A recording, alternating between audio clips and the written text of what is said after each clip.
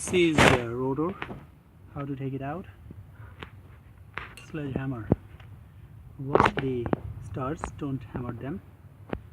Hammer on this side. Bottom, pull it on this side. It's 11 o'clock, 10, 11, pull it, hammer at 4 or 5 o'clock position. Keep doing that, it'll come off.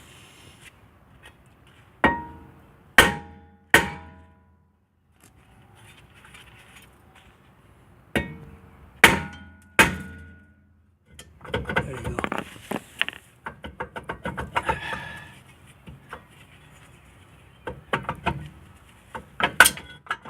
Bingo.